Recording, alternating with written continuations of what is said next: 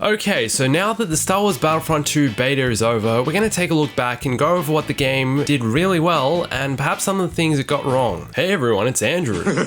So Star Wars Battlefront 2, the game we've all been waiting for. If you're like me and most other Star Wars fans, you probably spent a significant amount of the last week playing the Battlefront 2 beta, our first hands-on experience with that game we've all been dying to play.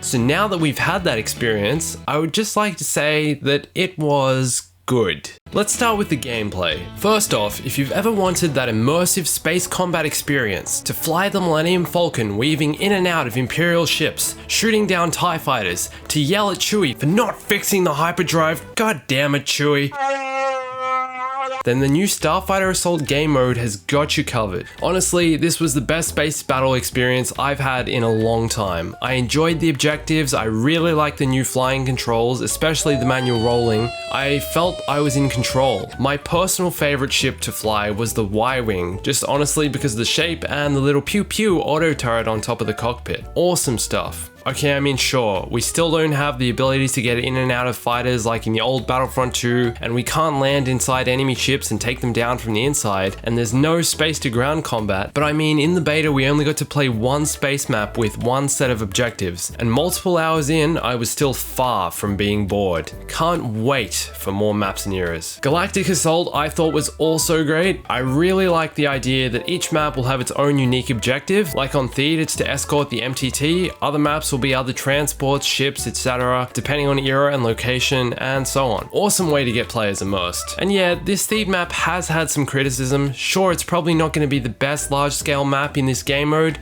with its tighter, smaller street combat. A lot of people said the very beginning of the map was the best part, where all players spawn in and shoot lasers across the battlefield from hundreds of meters away. Great Star Wars moment, but the map was still lots of fun. Having to play an objective, either desperately trying to take out the invading droid forces before they reach and destroy the palace doors, or playing as the droids and trying to overrun and infiltrate the palace, were both extremely satisfying when pulled off as a team. And that brings me to my next point, classes. I'm so glad they've brought in a class system like the old Battlefronts. The game felt much more balanced than 2015's Battlefront. There were no more annoying traits or weapons, and playing as each class felt unique enough that I'd want to spend a good amount of time trying out their different roles. Assault was good for close to mid-range combat, and I knew that playing as this class I could win most of the one-on-one battles. Heavy was buff, big muscles and like a lot of health, and could apply that suppressive firepower from distance, mowing down tons of enemies. Officer had its unique turret and team buff abilities, and the specialist could almost always make sure that the sector was clear.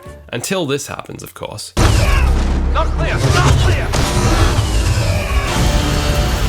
Customization for classes I also enjoyed, even though we didn't really get to see much of it in the beta as I'm expecting will be in the full game. Just being able to switch out a few abilities seemed fair to me, and there was enough variety for me to play how I wanted. Also, battle points. It was really rewarding working your way towards unlocking a hero, special, or vehicle in a match, and yes, even I'll admit, even though I was one with the hero pickup and the hero pickup was with me, I'm glad that the pickup system is gone from the last game.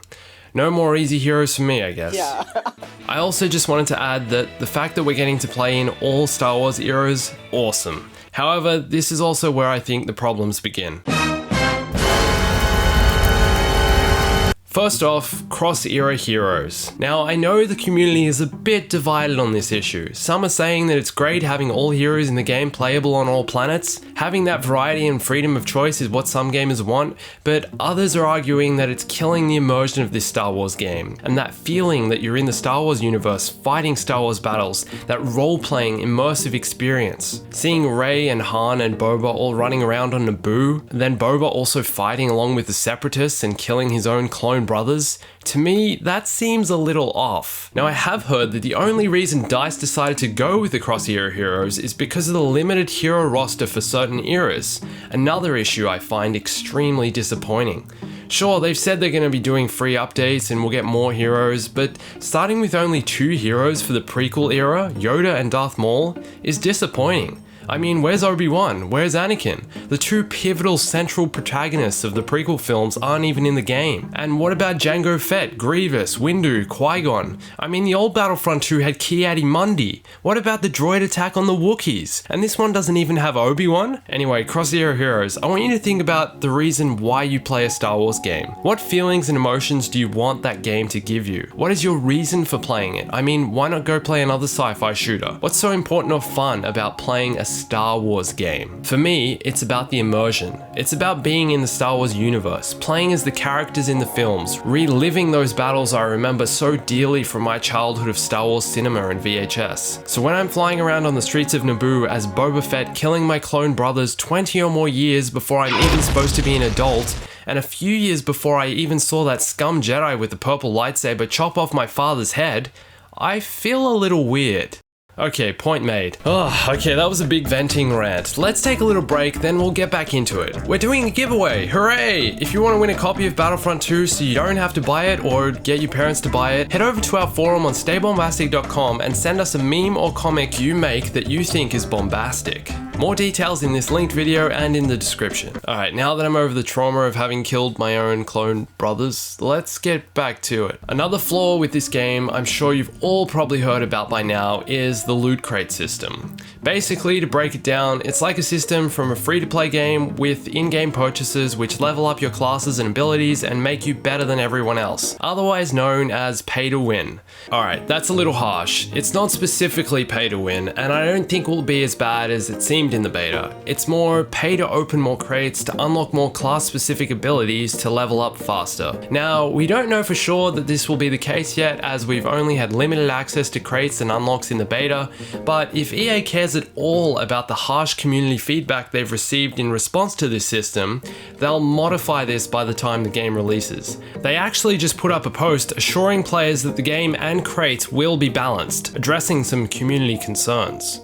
Let's all hope, because that would be one very silly way to ruin what at the moment is looking like a very good game. Alright, more things this game needs: partner spawning and squads. I actually liked that whenever other players on your team were spawning, you could spawn with them, but being unable to spawn in an actual squad or with a partner kind of sucked, because you were never together with your friends. So fix this, EA, combine the two systems, that'd be fun. But we need some form of buddy up squads, so we can all go around dancing the robot together and, you know, other organized squad activities. Also, a few little things. Lightsabers, I want to be able to turn them on and off like in the 2015 Battlefront, just because I think it's kind of cool. You know, you can turn your lightsaber on and off. Plus, you can hide in the dark and then jump out and scare everyone, and then probably slaughter them. But I mean, you know, that's Star Wars. That's generally the way it goes. I mean, the Jedi are supposed to be the keepers of the peace, right? But that basically means that they go and kill everyone who doesn't agree with them. But that's cool. That's they're the good guys. Okay, a few final bigger points, then I swear I'm done. You can go off and think about all these incredible points I've made while going about your regular day. Okay, I want to talk about the blasters and the feel and the sound of this game. First, guns. To be honest, I felt more like I was shooting colored bullets than blaster lasers. The gunplay has definitely changed in this game from the last. Shots appear to fly faster to the target and are also smaller, thinner, more bullet-like. Also, the sound of this game, a lot of it sounds amazing, really amazing. I've had some really incredible Star Wars moments just while playing the beta, but if I was to criticize, I'd say that the sound in this game isn't as good as the last. Footsteps are quieter, ambience is different, more distant, and vehicles, some of them just sound kind of empty and shallow. I mean, take this for example. I'm gonna play you some of the in-game sound while standing right next to the MTT.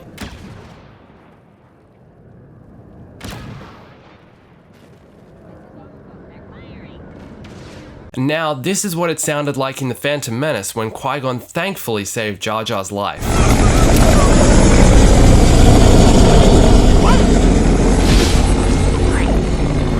Big difference, right? Maybe we can just blame Qui-Gon for everything. I mean, he did convince everyone that Anakin was the chosen one, decided to bring him to Coruscant, where he eventually turns to the dark side and kills almost everyone.